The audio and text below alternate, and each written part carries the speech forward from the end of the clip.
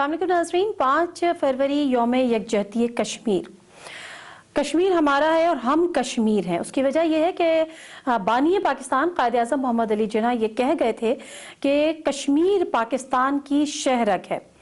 और 5 फरवरी को जब हम यौम यकजहती कश्मीर मनाते हैं, उसी की मुनासबत से आज का ये खुसूसी प्रोग्राम, जिसमें हम आज एक खुसूसी शख्सियत के साथ यहाँ पर मौजूद हैं। सदर आज़ाद जम्मू कश्मीर सरदार मसूद खान साहब हमारे साथ यहाँ पर मौजूद हैं। अस्सलाम वालेकुम सरदार साहब, बहुत शुक्रिया टाइम का। सरदार साहब, जब हम बात करते हैं यौम यकजहती कश्मीर, मुझे ज़रा उसकी इम्पोर्टेंस भी समझाएगा कि कितनी इम्पोर्टेंस है। लोग समटाइम या हमारी नई जनरेशन शायद इस चीज़ की इम्पोर्टेंस को ना समझ सके। क्या चीज़ हमने हाईलाइट करना मकसूद है? देखिए, 90 की दिहाई में काजी हुसैन अहमद जो अमीर जमात इस्लामी थे, उस वक्त उन्होंने ये अपील की थी और उनकी अपील का मुस्बत जवाब आया पूरे पाकिस्तान से, सारी दुनिया से। तो ये एक रिवायत बन गई है। तो एक तो ये है। दूसरा ये है कि मैं समझता हूँ कि नौजवान इसमें बढ़ चढ़ कर हिस्सा लेते हैं हर साल। यानी न सिर्फ पाकिस्तान और आज़ाद कश्मीर में, बल्कि सारी दुनिया में जहाँ भी नौजवान मौजूद हैं, मतलब यूरोप में, शुमाली अमेरिका में, जहाँ भी मौजूद हैं, वो इसमें बढ़ चढ़ कर हिस्सा लेते हैं। असल में वो इसका हरावल दस्ता है। तो इसकी अहमियत ये है, ख़ास तौर से जो 5 अगस्त 2019 के बाद इसकी अहमियत इसलिए भी बढ़ गई है कि हिंदुस्तान ने इलाके के ऊपर, यानी मकबूजा इलाके के ऊपर हमला करके उसका मुहासरा किया हुआ है और वहाँ से जो उनका मादर वतन है वो कश्मीर से छीना जा रहा है, उनकी ज़मीन चुराई जा रही है, उनके कारोबार ख़त्म किए जा रहे हैं, उन नौजवानों को कत्ल किया जा रहा है। एक मुनज़्ज़म मंसूबे के तहत बाहर से हिंदू लाए गए हैं, मतलब 20 लाख के करीब हिंदू लाए गए हैं हिंदुस्तान से, ताकि यहाँ के आबादी के तनासुब में रद्द-बदल किया जा सके। तो वहाँ एक बहरान है, एक कैटास्ट्रफी है। तो इसलिए ये यकजहती जो मैसूर और मुक़य्यद कश्मीरी हैं, उनसे जो हमारी यकजहती है आज़ाद कश्मीर के लोगों की, पाकिस्तान के लोगों की, और दुनिया भर में जो कश्मीरी और पाकिस्तानी आबाद हैं, या जो उनका अपना हल्का अहबाब है, वहाँ भी ऐसी क़ुव्वतें मौजूद हैं जिन्हें पता है कि कश्मीर में इस वक्त क्या क़यामत है। और तो इसलिए वहाँ की जो आज़ाद ख़याल जो लोग हैं, या जो हुर्रियत पसंद लोग हैं मग़रबी ममालिक में या दूसरे ममालिक में, बैनुल अक़वामी बरादरी में, तो उनका जब कश्मीरियों के साथ इजहार यकजहती का इजहार होता है इस तरीके से, मुज़ाहरों की शक्ल में, मुज़ाकरों की शक्ल में, और उसके बाद रैलीज़ की शक्ल में, तो उससे उनकी हिम्मत बनती है। सही बात है। और जिस तरह से यकजहती का हम इज़हार करते हैं 5 फरवरी को, सर फाशिस्ट इंडिया, मेरा ख्याल है I am using the most appropriate word, तो इसमें जो उनके मज़ालिम हैं, या उन्होंने जो जिस तरह से ब्लैकआउट हमने देखा और जिस तरह से तमाम चीज़ें की, ब्लैक डेज को हम काउंट करते हैं, और जिस तरह से उन्होंने मुहासरा किया, दूसरी तरफ मैंने ये देखा कि यौम जमहूरियत पर श्रीनगर में पाकिस्तान का परचम लहरा दिया गया। इन मज़ालिम के बावजूद वहाँ के लोगों के, वहाँ के बासियों के जज्बात क्या हैं पाकिस्तान को लेकर? देखिए, उनके हौसले बुलंद हैं और उनकी पाकिस्तान के साथ बहुत गहरी वाबस्तगी है, जिसका वो इजहार भी करते रहते हैं। इस सिलसिले में बहुत ख़तरात मोल लेते हैं। और जब आप कह रही थी कि आपने शायद कोई मोस्ट अप्रोप्रिएट लफ्ज़ इस्तेमाल किया, फैशिस्ट, फैशिज़म जो है वो भी एक भयानक फ़लसफ़ा था, एक भयानक नज़रिया था गुज़श्ता सदी का। और देखा उसने क्या तबाहकारी की, हमने सब ने देखा कि उसने क्या तबाहकारी की। लेकिन हिंदुत्व जो है, या जो हिंदुस्तान का कश्मीर में एजेंडा है, इसकी मिसाल नहीं मिलती। जो जुल्म व इस्तबदाद की एक नई तारीख़ लिख रही है भारतीय जनता पार्टी और राष्ट्रीय स्वयं सेवक संघ, क्योंकि वो कौम को ही तबाह कर रहे हैं। वहाँ जो था, उसमें जब नाज़ी जर्मनी में हिटलर एक अक़लियत को निशाना बना रहा था, या जो हमसाया ममालिक थे, हंगरी हो गया, पोलैंड हो गया, या एक और अक़लियत थी, यानी सिर्फ यहूदी नहीं बल्कि जो रोमानीज़ या जिप्सीज़ जो हैं, उनको निशाना बना रहा था। इधर जो एक पूरी कौम, जो कश्मीरी कौम है, जो सदियों से इस सरज़मीन पे आबाद है, उनको अपने घर से बेघर करने का मंसूबा बनाया गया है, या उनको जो है उनके जितने हुकूक थे वो उनसे छीन लिए गए। तो हिंदुस्तान जो है वो सफाकी का मुजाहरा कर रहा है, जुल्म का मुजाहरा कर रहा है। तो ये हिंदुस्तान का जो ये फ़लसफ़ा है, बेईमाना फ़लसफ़ा है, اور اس کا مطلب یہ ہے کہ ان مسلمانوں کو کچل ڈالو، ان کو تمام حقوق سے محروم کر دو، ان کے ہاتھوں اور پاؤں میں زنجیر پہنا دو. تو یہ ہے اس فلسفے کی ایسنس. تو اس لیے یہ ہے کہ ہم جو ہے مقبوضہ کشمیر کے لوگ، جیسا کہ آپ نے کہا، ان تمام مظالم کے باوجود وہ اپنے موقع پر ڈٹے ہوئے ہیں. جو کشمیری ہیں، میں نے ہمیشہ یہ کہا ہے کہ جو کشمیری ہیں مقبوضہ جموں کشمیر دنیا کی بہادر ترین قوم ہیں، دنیا کی بہادر ترین قوم ہے. اس کی وجہ یہ ہے کہ جو باقی قومیں ہیں وہ اسلحہ کے ساتھ لڑتی ہیں، یہ قوت ایمانی سے لڑ رہی ہیں. ان کے پاس کوئی اسلحہ موجود نہیں ہے، کیونکہ ہندوستان نے اسلحہ کی ترسیل کے تمام راستے مسدود کیے ہوئے. سر، آپ کو کیا لگتا ہے کہ جس طرح سے وہاں کا محاصرہ ہے، جس طرح سے ان کو اقلیت میں تبدیل کرنے کا ایک باقاعدہ طور پر پلاننگ ہے، تو وہاں پر لیونگ کتنی اس وقت ان کے لیے مشکل ہو چکی ہے؟ ابھی آپ نے حال ہی میں یو کے پارلیمنٹ تک میں اس کی آواز اٹھائی گئی ہے، اور وہاں پہ بتایا ہے، وہاں پر ذکر ہوا ہے کہ وہاں پہ جس طرح سے خواتین کے ریپس ہوئے ہیں، وہاں پہ کوئی فیسلٹی نہیں ہے، ان کو ہاسپٹل سے واپس بھیج دیا جاتا ہے، صحت کی، تعلیم کی یہ سہولیات بھی ان پر، ان کی بھی سختیاں ہو گئی ہیں. یہ ہم برطانوی پارلیمنٹ بلکہ ہاؤس آف کامنز کا بالخصوص شکریہ ادا کرتے ہیں کہ انہوں نے اس بحث کا انعقاد کیا. میں سمجھتا ہوں کہ یہ بحث بہت پہلے ہو جانی چاہیے تھی، لیکن پہلے کسی وجہ سے نہ ہو سکی، اور اس کے بعد جو ہے کووڈ-19 کی وجہ سے اسے ملتوی کیا گیا تھا. تو یہ جو چیزیں آپ نے گنوائی ہیں، ساری دنیا ان کے بارے میں جانتی ہے کہ ایسا ہو رہا ہے کشمیر میں. اور لیکن جو المیہ ہے ہمارے زمانے کا کہ وہ یہ کشمیر کے سلسلے میں کہ سب کو معلوم ہے کہ وہاں ظلم ہو رہا ہے، وہاں قتل عام جو ہے اس کا سلسلہ جاری ہے، وہاں نسل کشی ہو رہی ہے، وہاں اتنے جو ہے ایسے اقدامات جو ہے وہ قابض افواج کر رہی ہیں یا قابض حکام کر رہے ہیں جن سے کشمیریوں سے ان کا وطن چھین لیا جائے گا. لیکن بین الاقوامی برادری جو ہے وہ یہ ٹھیک ہے ایک بحث ہو گئی، لیکن جو ان کا جو ایف سی او ہے یا جو ان کا دفتر خارجہ ہے یا 10 ڈاؤننگ اسٹریٹ ہے، وہاں سے کوئی آواز بلند نہیں ہو رہی. یا یہ جو برطانیہ ہے سلامتی کونسل کا مستقل رکن ہے، وہاں سلامتی کونسل میں اس کی کوئی آواز نہیں اٹھ رہی. پاکستان لے جائے سو لے جائے، وہاں یہ مقدمہ تو تھوڑی سی سنوائی ہو جاتی ہے، وہ بھی پس پردہ، لیکن یہ ہے کہ کھل کر وہ آواز بلند نہیں کر رہے. حالانکہ وہ آپ دیکھیں کہ وہ چھوٹے چھوٹے مسائل کے اوپر جو ہے سلامتی کونسل متحرک ہو جاتی ہے. اگرچہ ہندوستان نے بہت پردہ ڈالنے کی کوشش کی ہے، لیکن وہ بے نقاب ہو چکا ہے. یعنی ابھی پچھلے دنوں جو ہے جارج سوروس نے بھی بیان دیا تھا، جو جانی پہچانی شخصیت ہیں، تو انہوں نے بھی یہ بیان دیا ہے، مذمت کی ہے ہندوستان کے اقدامات کی، کیونکہ وہ دیکھ چکے ہیں، وہ مطلب ہے وہ اچھی خاصی ان کی عمر ہے، لیکن وہ دیکھ چکے ہیں کہ گزشتہ صدی میں نازی جرمنی میں کیا ہوا تھا. سلامتی کونسل کی بھی آپ نے بات کی، 18 کے قریب قراردادیں ہیں، لیکن سنوائی کوئی نہیں ہے. وہاں پر بھارت کیوں کر یہ کامیاب ہو سکتا ہے؟ یہ بات مانی جا سکتی ہے کہ یہ بھارت کا اندرونی مسئلہ ہے. کیسے وہ اس بات کو باور کرانے میں کامیاب ہو پاتا ہے؟ سلامتی کونسل کو اس نے یہ باور نہیں کروایا، نہ سلامتی کونسل نے مانا ہے.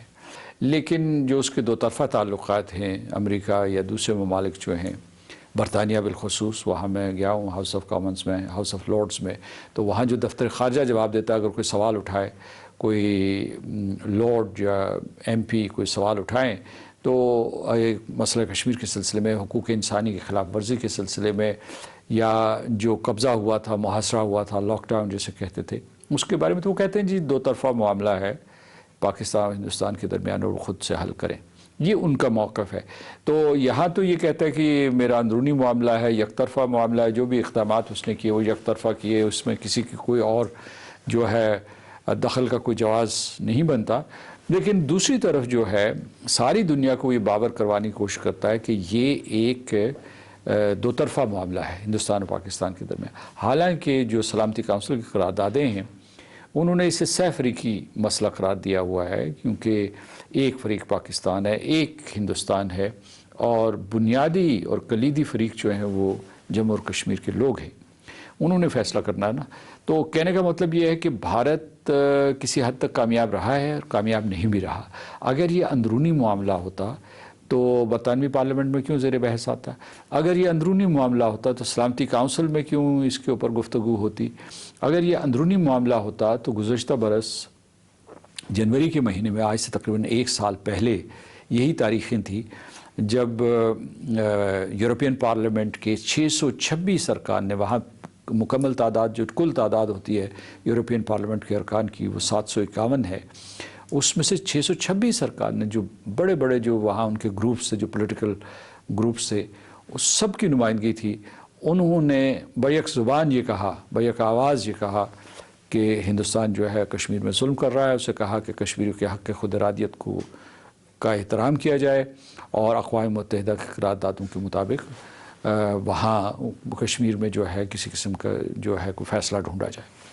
تو یہ بھارت کا یہ موقف کامیاب نہیں ہوا. اچھا، دوسری بات یہ ہے کہ بھارت اگر اس موقف میں کامیابی حاصل کر لیتا تو اب 73 سال گزر چکے ہیں، تو وہ ضم کر چکا ہوتا کشمیر کو. لیکن چونکہ یہ اس کا فطری حصہ نہیں ہے، یہ بھارت کی ریاست کا فطری حصہ نہیں ہے، اسے ضم نہیں کر سکا. وہ مسئلہ جو ہے 1947 میں بھی موجود تھا، آج بھی موجود ہے، اور میرا خیال آنے والے سالوں میں بھی موجود ہوگا. تو بھارت کا یہ موقف جو ہے، اس کا یہ جو یک طرفہ بیانیہ ہے، یہ مسترد ہو چکا ہے. اور کم از کم اس بیانیے کی سب سے جو اہم چیز ہے، کشمیریوں کے دل و دماغ سے تو اس کی کوئی تائید نہیں آتی نا. بالکل جی جی. اور ان کی سٹرگل اسی طرح سے جاری ہے، بلکہ ہم تو یہ دیکھتے ہیں کہ شاید اس میں مزید تیزی آئی ہے جتنے جتنے بھارت کے مسائل بڑھ رہے ہیں. بٹ سٹل جو سلامتی کونسل میں قراردادیں ہیں، ان کا مستقبل آپ کیا دیکھ رہے ہیں؟ کیونکہ ابھی تک تو ان پر عمل نہیں ہوا ہے. اگر ان پہ عمل ہو جاتا تو میں خیال ہے بہت پہلے ریفرینڈم کے ذریعے ان کو یہ حق خود ارادیت ملتا ہو، اس پہ کوئی نہ کوئی فیصلہ کر لیتی کشمیر. وہاں کچھ تو وقت کی گرد کی تہیں اس کے اوپر پڑ چکی ہیں. یعنی جو آخری بامانی قرارداد تھی وہ 1957 میں پاس ہوئی تھی. اب دیکھیے کہاں 1957 کہاں 2021. اور دوسرے یہ ہے کہ سیاسی ترجیحات یا اسٹریٹجک ترجیحات جو ہیں دنیا کی بدل گئی ہیں. ہندوستان جو 50 کی دہائی میں امریکہ مخالف کیمپ میں تھا یا سوویت یونین کے ساتھ تھا، وہ اس وقت امریکہ کا مضبوط ترین حلیف بنا ہوا ہے اس خطے میں. تو اس لیے یہ ہے کہ دقتیں تو بہت زیادہ ہیں. یعنی قراردادیں پڑی ہیں، اور جو اقوام متحدہ کا چارٹر ہے، اگر قراردادوں کے اوپر عمل درآمد نہیں ہو سکتا تو جو سفارتی سلسلہ ہے چارٹر کے تحت وہ رک نہیں جاتا. اس میں آپ کو مزید انیشیٹوز لینے ہوتے ہیں، مزید جو ہے وہ گفتگو کے لیے راہ ہموار کرنی ہوتی ہے، اور اس کے کئی طریقے جو ہے وہ chapter 6 of the United nations میں وضع کیے گئے ہیں. اور پھر اگر وہاں بھی بات نہیں بنتی تو آپ چیپٹر 7 کی طرف جاتے ہیں، جہاں سلامتی کونسل مجبور کرتی ہے فریقین کو کہ وہ اس کے فیصلوں کے اوپر عمل درآمد کرے. تو یہ سلسلہ رکا پڑا ہے، اور میں سمجھتا ہوں کہ جتنی پاکستان کی اور پاکستان کے ہم نوا ممالک کی اور پاکستان کے عوام اور ان کے ہم نوا بین الاقوامی لوگوں کی حمایت ہوگی، اتنا ہی یہ مقدمہ جو ہے سلامتی کونسل میں مضبوط ہوگا. لیکن ہمیں جو ہے، میں یہ سمجھتا ہوں کہ کوشش جاری رکھنی چاہیے اس اعتماد کے ساتھ کہ ہم حق پر ہیں اور ہم ضرور کامیاب ہوں گے، اور ہندوستان جو ہے وہ باطل ہے اس سلسلے میں اور اس کو شکست ہوگی.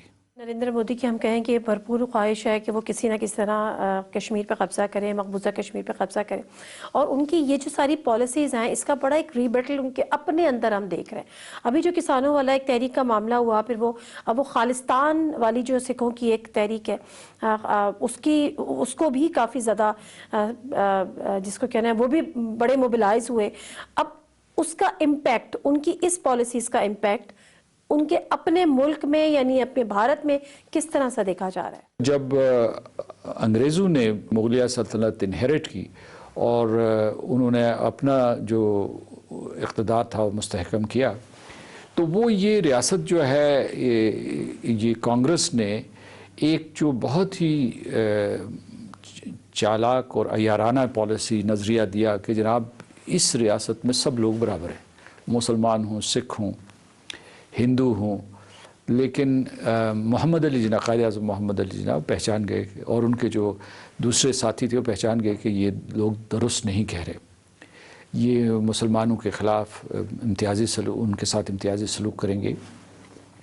تو اس وجہ سے یہ میں آپ کو بتانا چاہتا ہوں کہ ایک مصنوعی ریاست انہوں نے جوڑی تھی سیکولرزم کے گلو سے، اور اب جو چہرہ ہے بھیانک چہرہ جس کا اس وقت خطرہ تھا سن 1947 میں اور سن 1940 کی دہائی میں، اس وقت جو ہے یہ خطرہ تھا وہ آپ کے سامنے آگے کھڑا ہو گیا کہ علی اعلان کہتے ہیں کہ ہم مسلمانوں کا صفایا کر دیں گے، علی اعلان کہتے ہیں کہ جناب اس دھرتی میں جو ہے یہ اقلیتوں کی کوئی جگہ نہیں ہے، دلت جو ہیں ان کو بھی مارتے ہیں، وہ ان میں سے کوئی دلت لڑکا جو ہے پڑھ جائے، امیر ہو جائے، کار خرید لے یا کوئی اس قسم کا، مطلب وہاں اس قسم کا کاسٹ سسٹم ہے۔ تو یہ ایک بہت ہی محدود سی ایک ایلیٹ ہے جو اشرافیہ ہے، جو متعصب اشرافیہ ہے، جو پورے کے پورے اس کو ہندوستان کو کنٹرول کر رہی ہے، اور اس کے بعد مقبوضہ کشمیر میں اس نے سامراجیت کو بازار گرم کیا ہوا ہے۔ کہنے کا مطلب یہ ہے کہ اچھا دوسرے یہ ہے کہ صرف یہ انہوں نے لوگوں کے دل و دماغ جیتنے کی کوشش نہیں کی۔ They are not trying to win hearts and minds of their own citizens. ان کو گروہوں میں تقسیم کیا ہے، ان کے خلاف یلغار کی ہوئی ہے، ان کے اوپر اعلان جنگ کیا ہوا ہے۔ تو اس وجہ سے وہ جو ایک مصنوعی ریاست تھی اس کے پرزے ہونے والے ہیں۔ یعنی یہ میں ایسے اس لیے نہیں کہہ رہا کہ وہ کشمیر میں ظلم کر رہے ہیں اور میں انتقاماً یا رد عمل میں یہ کہہ رہا ہوں، میں یہ دیکھ رہا ہوں معروضی حالات کہ جب آپ اپنے شہریوں کے خلاف ہی جنگ چھیڑ دیں تو آپ کیسے جو ہے بحیثیت ریاست قائم رہ سکتے ہیں۔ اور جو آوازیں اٹھ رہی ہیں وہ صرف اقلیتوں سے نہیں اٹھ رہی ہیں، وہاں پہ جو ایک ایلیٹ ہے یا وہاں پہ جو ایک لٹریٹ کلاس ہے وہ بھی نریندر مودی کے خلاف اور ان کی پالیسی کے خلاف اب وہاں سے بھی آوازیں اٹھنا شروع ہوئی ہیں۔ تو سر جب ہم کہتے ہیں کہ سب سے بڑی ڈیموکریسی سیکولر انڈیا، تو اب اس کا مستقبل کیا آپ دیکھ رہے ہیں؟ دیکھیے جی، یہ جو ہندوتوا کے پرچارک ہیں یہ تو سیکولر انڈیا کا ذکر بھی نہیں کر سکتے، بات بھی نہیں کر سکتے، کیونکہ اس میں کیا سیکولر ہے جب وہ مسلمانوں کے خلاف جو امتیازی قوانین بناتے ہیں، یہ جو سٹیزن شپ امینڈمنٹ ایکٹ تھا، یا اس کے علاوہ جو ہے آسام میں مسلمانوں کو جو بنگلہ دیش سے آئے ہوئے مسلمان تھے ان کو ایک کانسنٹریشن کیمپ میں ڈال دیتے ہیں، 2 ملین کے قریب جو ہے اس میں بڑی تعداد مسلمانوں کی تھی۔ تو سیکولرزم تو ختم ہو گیا، وہ تو دفن ہو گیا، اس کا لاشا اٹھائے جو ہے وہ کانگریس پھر رہی ہے۔ اور میری اطلاع کے مطابق جو ان کی کانگریس پارٹی ہے یا جو دوسری جو ہے سول سروس ہے بلکہ اور فوج، اس میں بھی جو ہے یہ راشٹریہ سوائم سیوک سنگھ کے تیار کردہ کارڈرز جو ہیں وہ بھیجے جا رہے ہیں۔ تو اس کا مطلب یہ ہے کہ پورا قبضہ کرنا چاہتے ہیں، نفرت کے اس نظریے کو یہ ہر ادارے پر ٹھونسنا چاہتے ہیں اور پورے ہندوستان پہ ٹھونسنا چاہتے ہیں۔ تو میرا مطلب یہ ہے کہ وہاں ہندوستان اور سیکولرزم جو ہے ان کو ایک سانس میں نہیں کہا جا سکتا۔ ہندوستان جو ہے اس وقت جو ہے اس کی جو رژیم ہے یہ انتہا پسند، تشدد پہ یقین رکھنے پر اور تشدد استعمال کرنے والی حکومت ہے، اور جس کا سب سے بدترین نشانہ اہل جموں و کشمیر ہیں، جن سے آج ہم اظہار یکجہتی کرتے ہیں۔ جی بالکل سر، میں واپس آتی ہوں کشمیر پہ۔ جن مضموم مقاصد کے تحت آرٹیکل 370 اور 35A کا خاتمہ کیا گیا، پھر اس کو وائلیٹ کیا گیا، اور جس طرح سے اس میں کس حد تک بھارت کامیاب ہوا؟ کیونکہ ہم نے دیکھا کہ وہاں پہ اسی آرٹیکل کے تحت یہ تھا کہ کوئی جو غیر کشمیری ہے وہ وہاں پر آ نہیں سکتا، وہاں پر رہائش اختیار نہیں کر سکتا ہے، وہاں کی زمینیں نہیں خرید سکتا، لیکن ان تمام کو اب وائلیٹ کیا جا رہا ہے۔ دیکھیے وہ تو آرٹیکلز انہوں نے منسوخ کر دیے، 2 کیے۔